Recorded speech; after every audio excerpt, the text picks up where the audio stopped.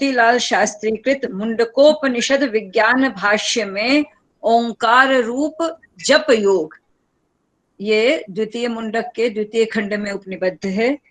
वेदांत विज्ञान सुनिश्चितार्थाः संन्यास योगाद्यतयः शुद्ध सत्वाः ते ब्रह्मलोकेषु परांत काले परामृताः परिमुच्यन्ते सर्वे। मुंडकोपनिषद अक्षरात्मक जगत को अक्षर ब्रह्म की प्राप्ति का मार्ग प्रदर्शित करता है। यह अथर्ववेद अपने को म्यूट करिए, मणि जी, मणिशंकर जी अपने को म्यूट करिए। जी सर ठीक। अपने को म्यूट करिए मणिशंकर जी, आपकी आवाज आ रही, व्याख्यान हो रहा है। वेदांत विद्या का प्रतिपादक मुंडकोपनिषद वस्तुतः क्षरात्मक जगत को अक्षर ब्रह्म की प्राप्ति का मार्ग बतलाने के लिए प्रवृत्त है। यह अथर्ववेद की शौनक शाखा की प्रधान उपनिषद है। वेद वाचस्पति पंडित मोतीलाल शास्त्री जी ने औपनिषदिक वाङ्मय के प्रतिपाद्य को जन सामान्य तक सुलभ करने के लिए, सरलता से पहुंचाने और समझाने, आत्मसात करवाने के लिए अनेक विज्ञान भाष्यों की रचना की। इनमें से उपनिषद विज्ञान भाष्य, इसमें उपनिषदों के प्रतिपाद्य का गहन चिंतन है। ईशोपनिषद विज्ञान भाष्य, यह शुक्ल यजुर्वेद की काण्व शाखा एवं माध्यन्दिन दोनों शाखाओं से संबद्ध है। कठोपनिषद विज्ञान भाष्य, यह कृष्ण यजुर्वेद की कठ शाखा की उपनिषद है। शास्त्री जी ने इस पर 455 पृष्ठात्मक अत्यंत विस्तृत भाष्य किया है। केनोपनिषद विज्ञान भाष्य, केनोपनिषद सामवेद की जैमिनीय शाखा से संबद्ध उपनिषद है। प्रश्नोपनिषद विज्ञान भाष्य, यह अथर्ववेद की पैप्पलाद शाखा से संबद्ध है। इस भाष्य का निर्माण मुंडकोपनिषद से पूर्व किया गया है, क्योंकि शास्त्री जी ने अनेक बार यह बात कहकर अपने प्रतिपाद्य को सीमित कर दिया कि इसका विवेचन हमने प्रश्नोपनिषद में कर दिया है, इसलिए अब हम पुनरावृत्ति से बचते हैं। अन्यथा मुंडकोपनिषद विज्ञान भाष्य भी अत्यंत विस्तृत हो जाता, लेकिन शास्त्री जी ने पुनरावृत्ति को निरंतर अवरुद्ध किया है। इसके बाद मांडूक्योपनिषद विज्ञान भाष्य, यह अथर्ववेद की शौनक शाखा से संबद्ध है। इसमें ओंकार का गंभीर विवेचन है। छोटी सी उपनिषद है, किंतु शास्त्री जी ने इसका अत्यंत महत्वपूर्ण विवेचन किया है। और अब आता है 7वां मुंडकोपनिषद विज्ञान भाष्य। मुंडकोपनिषद विज्ञान भाष्य भी अथर्ववेद की शौनक शाखा से संबद्ध उपनिषद है। इस विस्तृत भाष्य में अक्षर ब्रह्म का प्रतिपादन किया गया है। मुंडकोपनिषद, जैसा कि हम सब जानते हैं, 3 भागों में विभक्त है, जिन्हें मुंडक कहते हैं, और प्रत्येक भाग 2-2 खंडों में विभाजित है। इस प्रकार कुल 6 खंडों में मुंडकोपनिषद के प्रतिपाद्य को निरूपित किया गया है।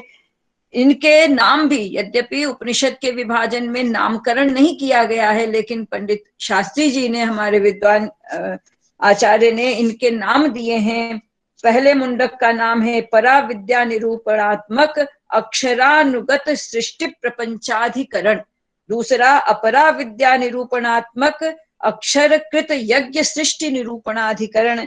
द्वितीय मुंडक का प्रथम खंड है परापरात्मक ईश्वरीय देव सत्य निरूपणात्मक अक्षरात्मक विराट स्वरूप निरूपणाधिकरण। और दूसरा खंड है द्वितीय मुंडक का ईश्वर प्राप्त्युपायात्मक अक्षरोपासना प्रकार प्रदर्शनाधिकरण। तृतीय मुंडक में अपरा मुक्ति साधक महद अक्षर विशिष्ट विज्ञानाक्षर निरूपणात्मक देव सत्यात्मक अक्षर स्वरूप निरूपणाधिकरण। और उसका अंतिम भाग है मुंडक का परामुक्ति साधका व्यय विशिष्ट महद अक्षर निरूपणात्मक अधिकरण। हमारा आज का प्रतिपाद्य है द्वितीय मुंडक में जो ईश्वर प्राप्ति उपायात्मक द्वितीय खंड है, उसका भी चतुर्थ मंत्र। यह मंत्र अत्यंत महत्वपूर्ण है, जिसमें कहा गया है प्रणवो धनु शरो ह्यात्मा ब्रह्म तल्लक्ष्य मुच्यते अप्रमत्तेन वेद्धव्यम शरवत् तन्मयो भवे। जैसे धनुष से बाण निकलता है और वह अपने लक्ष्य में जाकर भिंद जाता है, उससे चिपक जाता है, वैसे ही हम जीवात्माओं को प्रणव ओंकार रूपी शर के द्वारा, प्रणव यह धनुष है, इससे आत्मा निकलने वाले बाण के द्वारा, आत्मा रूपी बाण के द्वारा परमात्मा से जुड़ जाना चाहिए। आचार्य शास्त्री जी ने इसकी बहुत ही गंभीर व्याख्या की है। मुख्य रूप से यहाँ ओम का प्रतिपादन किया गया है, ओम तत्व का। लेकिन इस धनुर्गृहीत्रोपनिषद, इस मंत्र को धनुर्गृहीत्रोपनिषद बारंबार कहा है शास्त्री जी ने, और यह ज्ञेय है, यह हम सब के लिए अच्छे से समझने का विषय है कि धनुर्गृहीत जो उपनिषद का मर्म क्या है। लेकिन इसके पूर्व में बता देना चाहती हूँ कि चूंकि पिछली भैया के आदेश से मैंने पिछली बार कठोपनिषद विज्ञान भाष्य का गहन अध्ययन किया, जितनी मेरी क्षमता है अपने सीमित सामर्थ्य से, और मैंने पाया कि कठोपनिषद विज्ञान भाष्य में लगभग 72 बड़े बड़े चित्रपटों और तालिकाओं के माध्यम से हमारे आचार्य शास्त्री जी ने ओम, एकमात्र ओम, इसमें अर्धमात्रा आ उ म, बस इन 4 अर्धमात्रा के बाद वो 3 ही वर्ण रह जाते हैं, इनका कितना विस्तृत विवेचन किया है कि उसको पढ़कर माने वस्तुतः सामान्य बुद्धि का व्यक्ति 1, 2, 4 बार में नहीं समझ सकता। शास्त्री जी ने कितनी गहन साधना की होगी कि हर चित्रपट में ओम को, यदि ओंकार पर कार्य करना हो तो कठोपनिषद विज्ञान भाष्य के उन चित्रपटों को छोड़कर आप कार्य नहीं कर सकते, ऐसी मेरी धारणा है। और यह सत्य भी है, क्योंकि हम उसने कितने 455 पृष्ठों में वह कठोपनिषद विज्ञान भाष्य निर्मित है, जिसमें आधे से अधिक पृष्ठ इस ओम तत्व को प्रतिपादित करते हैं। इसका एक उदाहरण मैं देना चाह रही थी, मैंने एक चार्ट निकाल के रखा था जिसमें ओम तत्व के 300, हाँ ये है, केवल एक, इसे कठोपनिषद विज्ञान भाष्य के हम लोग यदि 237वें पृष्ठ को देखते हैं तो उसमें ओम तत्व के 324 भेद बताए गए हैं, जिसका बिल्कुल संक्षेप में मैं प्रतिपादन करूं तो अर्धमात्रा के अंतर्गत आता है अमृतम, जो 72 प्रकार का है। अवर्ण के अंतर्गत आत्म तत्व आता है, जो 9 प्रकार का है। उ के अंतर्गत प्राणाह आते हैं, जो 10 प्रकार के हैं। और मां में सन्निविष्ट हैं पशवः, जो 233 प्रकार के हैं। और एक केवल छोटे से चार्ट में ये सब अत्यंत स्पष्ट रूप में वर्णित है। तो ये अब हम इस ओम शब्द को जो हमारे मुंडकोपनिषद विज्ञान भाष्य में बतलाया गया, क्योंकि आचार्य जी पुनरावृत्ति से बचते हैं, कठोपनिषद विज्ञान भाष्य में ओम का सविस्तार विवेचन हो चुका था, इसलिए मुंडकोपनिषद में धनुर्गृहीत्रोपनिषद का विवेचन करते हुए ओम का प्रतिपादन तो करते हैं आचार्य जी, लेकिन ओम की तालिकाओं पर नहीं जाते, चित्रपटों पर नहीं जाते। वो साफ साफ कहते हैं ओम शब्द ब्रह्म है, तत्प्रतिपाद्य अर्थ अव्ययाक्षर रूप पर ब्रह्म है। यहाँ ओम का म भाग प्रज्ञानात्मा है, उ भाग विज्ञानात्मा है और अभाग महान आत्मा है। अर्धमात्रा वह अक्षर है। ओम विद्या का प्रतिपादन निरंतर अभ्यास से भोक्तात्मा नाम से प्रसिद्ध इस ओम के म के बाद उ के बाद अ, अब क्रम उलट गया, पहले म फिर उ फिर अ, रूप प्रज्ञान विज्ञान महान को पार करता हुआ महान पर प्रतिष्ठित अक्षर में लीन हो जाता है। अर्थात हम जीवात्मा उस अक्षर में जब लीन हो जाते हैं तो उस लय की प्रक्रिया में ओंकार का जप हमारा साधक बनता है। यहाँ यह भी बार बार कहा गया है कि यह साधन भी है और साध्य भी है। ओम प्रणव हमारा साधन भी बनता है और लक्ष्य तक पहुंचने में हमारे साथ ओंकार चलता भी है, और वस्तुतः वही साध्य अक्षर से अभिन्न होने के कारण वही साध्य भी बन जाता है। इस प्रकार मुंडकोपनिषद के द्वितीय मुंडक के द्वितीय खंड में ईश्वर प्राप्ति उपाय का विवेचन करते हुए कर्म ज्ञान एवं उपासना, कर्म ज्ञान एवं उपासना, इन मार्गत्रय के प्रसंग में आचार्य ने बहुत विस्तार से हमें इस धनुर्गृहीत उपनिषद का प्रतिपादन कर दिया। मैं थोड़ा सा अपना लिखा पढ़ती हूँ, फिर पुनः वक्तव्य पे आ जाऊंगी। ओम इस एकाक्षर शब्द ब्रह्म प्रणव को धनुष बनाकर और मनः प्राण वांग्मय आत्मा को तीर बना लें, जिसे ब्रह्माक्षर रूपी लक्ष्य पर सावधानी से छोड़ा जाए तो हमारा शरवत आत्मा पर ब्रह्म में गड़ जाता है, पर ब्रह्म से तादात्म्य स्थापित कर लेता है। ओम यह शब्द ब्रह्म है जो अर्थ ब्रह्म अक्षर की प्राप्ति का साधक है। मनुष्य मनसा मनुते, वाचा अभिवदते तथा कर्मणा कुरुते, ये 3 प्रकार के व्यापार करता है और इन तीनों में आत्म व्यापार सन्निहित है। शतपथ ब्राह्मण में कहा गया है, स वा एष आत्मा वांग्मयः प्राणमयो मनोमयश्च। इस प्रकार स्पष्ट है कि वेद वीथी पथिक मोतीलाल शास्त्री जी ने आत्मा मनोमय, प्राणमय तथा वांग्मय है। मनोभाग शक्ति, ज्ञान शक्ति का अधिष्ठाता है, इसमें ज्ञान होता है। प्राण भाग में चेष्टा होती है और वाग भाग से शब्द तथा ततितर कर्म होते हैं। हाथ पैर से काम करना, मुंह से बोलना आदि आत्मा के वाग भाग का व्यापार है। यहाँ स्पष्ट रूप से समझना है कि यत्न प्राण भाग का व्यापार है तथा प्राणव व्यापार उस वाक व्यापार का आधार है। प्राणव व्यापार और व्याक व्यापार, इन दोनों का आधार बनता है ज्ञानमय मन। आत्मज्ञान का सरलतम उपाय है मनो वाक प्राणमय कर्मात्मा को ओम की ओर प्रवृत्त कर देना। सांसारिक कार्य करते हुए भी हमारी दृष्टि सदा ओम पर होनी चाहिए। हमारा ध्यान ओम शब्द पर तथा तदर्थ यानी ओम के अर्थ, ओम के प्रतिपाद्य अक्षर ब्रह्म पर निरंतर रहना चाहिए।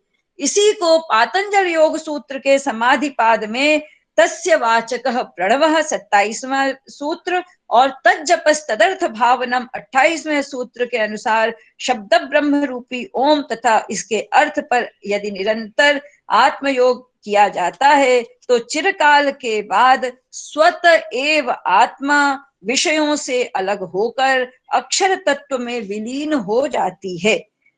आचार्य शास्त्री जी अपने विज्ञान भाष्य में श्रीमद् भगवद गीता के भी अनेक उद्धरण देते हैं, क्योंकि जहां कर्म है, ज्ञान है और भक्ति है, वहां श्रीमद् भगवद गीता के ज्ञान योग, कर्म योग और भक्ति योग को हम नहीं छोड़ सकते। तो आप बड़े सरलता से प्रतिपादित भी करते हैं कि जटिल ज्ञान योग से बचने के लिए इस ईश्वरार्पण बुद्धि से कार्य करने पर, ईश्वरार्पण बुद्धि से जीवन को का यापन करने पर सरलता से हम, यह थोड़ी लंबी प्रक्रिया हो सकती है, जीवन में निरंतर ओंकार का ध्यान करते हुए ईश्वर तक पहुंच, ईश्वर प्राप्ति की यह लंबी प्रक्रिया हो सकती है, लेकिन सरलतम उपाय है।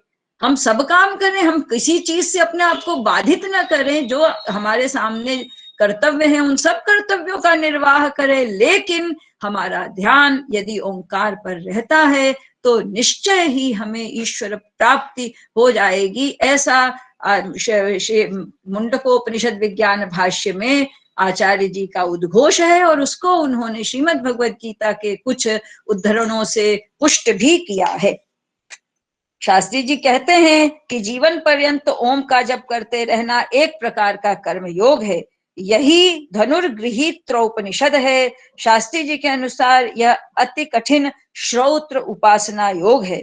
श्रीमद् भगवद गीता के 6ठे अध्याय में भगवान श्री कृष्ण ने दुस्तर योग का विवेचन किया है। मैं योगी युंजीत सततम आत्मानं रहसि स्थितः एकाकी यत चित्तात्मा निराशीर परिग्रह तत्रैकाग्रं मनः कृत्वा यत चित्रेन्द्रियक्रियः उपविश्यासने युञ्ज्याद् योगम आत्मविशुद्धये। लेकिन यह आत्मविशुद्धि का एकांत साधना का उपाय अत्यंत कठिन है और हमारे अर्जुन जी उससे भय भी खा रहे थे। तब भगवान ने 8वें अध्याय में इस हमारे धनुर्गृहीत उपनिषद प्रणवोपासना का मार्ग बतलाया। तो कहते हैं यद श्रीमद् भगवद गीता के 8वें अध्याय में, इसके आगे बहुत उद्धरण थे मैं छोड़ रही हूं, अध्याय में इसी ओम, इस अक्षर ब्रह्म के प्रणवो धनु शरोह्यात्मा के सरल जप योग का विवेचन किया गया है। यदक्षरम वेद विदो वदन्ति विशन्ति यद्यतयो वीतरागाः यदिच्छन्तो ब्रह्मचर्यं चरन्ति तत्ते पदं संग्रहेण प्रवक्ष्ये। ओमित्येकाक्षरं ब्रह्म व्याहरन् मामनुस्मरन् यः प्रयाति त्यजन् देहं स याति परमां गतिम्। अनन्यचेताः सततं यो मां स्मरति नित्यशः तस्याहं सुलभः पार्थ नित्ययुक्तस्य योगिनः। यह केवल चतुर्थ मंत्र की व्याख्या में, माने मुंडकोपनिषद के द्वितीय मुंडक के द्वितीय खंड के चतुर्थ मंत्र की व्याख्या में यह विवेचन प्राप्त होता है। लेकिन चतुर्थ मंत्र के बाद 5वें, 6ठे और 7वें मंत्र में भी इसी धनुर्गृहीत्योपनिषद को और ओंकार के जप योग को शास्त्री जी ने अत्यंत विस्तृत भाष्य में प्रतिपादित किया है, जिसका एक तो बिल्कुल आपके माने आजकल इस योग का बहुत महत्व है कि शरीर में कहां से कहां तक किस तरह का माने प्राण तत्व विद्यमान है, उसका विवेचन बहुत ही माने एकदम जैसे प्रायोगिक रूप में प्रस्तुत किया है, उपस्थापित किया। मैं उस 1-2 पंक्तियों को पढ़ती हूँ और फिर अपनी वाणी को विराम दूंगी। गुरुजी शास्त्री जी कहते हैं कि प्राण अपान समान ध्यान उदान भेद से 5 वायव्य प्राण हैं, 5 ही आग्नेय प्राण हैं, अधिदैवत में 33 देव प्राण हैं। अध्यात्म में, यह हमारे शरीर पर आ गए, अध्यात्म में मूल द्वार से नाभि तक पृथ्वी लोक है, नाभि से कंठ तक अंतरिक्ष लोक है, कंठ से ब्रह्मरंध्र तक द्युलोक है, ब्रह्मरंध्र से विज्ञान सूर्य, ब्रह्मरंध्र यानी हमारा ऊपरी हिस्सा, ब्रह्मरंध्र में विज्ञान सूर्य है। इसी शरीर त्रैलोक्य में प्राणापानादि सारे प्राण हैं, हृदय में मन है। यह सारे प्राण मन तीनों लोकों में रहने वाला वैश्वानर तेजस प्राज्ञ रूप देव सत्यात्मा सब कुछ उसी ब्रह्मरंध्रस्थ विज्ञान सूर्य में प्रतिष्ठित है। विज्ञान ब्रह्म की महिमा में सारा प्रपंच विजयी बन जाता है और सूर्य में ज्योति गौ आयु 3 भाग हैं। ज्योति भाग से देवता बनते हैं, गौ से भूत उत्पन्न होते हैं, आयु भाग से आत्म संता है। इसीलिए सूर्य आत्मा इस प्रकार से इन्होंने इस शरीर के अंदर भी अपने संपूर्ण आत्म तत्व माने विज्ञान को, आत्मा के विज्ञान को संस्थापित करते हुए बतलाया है। हमारा विश्वास है कि यह जो धनुर्गृहीत्योपनिषद का यदि हम अध्ययन करें और अपने जीवन में उतारते हैं, इसको ओंकार की साधना कर लेते हैं, ओंकार की सिद्धि कर लेते हैं, तो निश्चय ही इस एक जन्म में और अपने इसी शरीर से हम परब्रह्म की प्राप्ति कर लेंगे। शास्त्री जी के मेरे इस विवेचन से तो यह बहुत स्पष्ट नहीं हो पाएगा, लेकिन यदि शास्त्री जी के इस मुंडकोपनिषद विज्ञान भाष्य को हमने बहुत गंभीरता से पढ़ लिया तो हम इस मार्ग पर कठिन होते हुए भी सरलता से चल सकते हैं।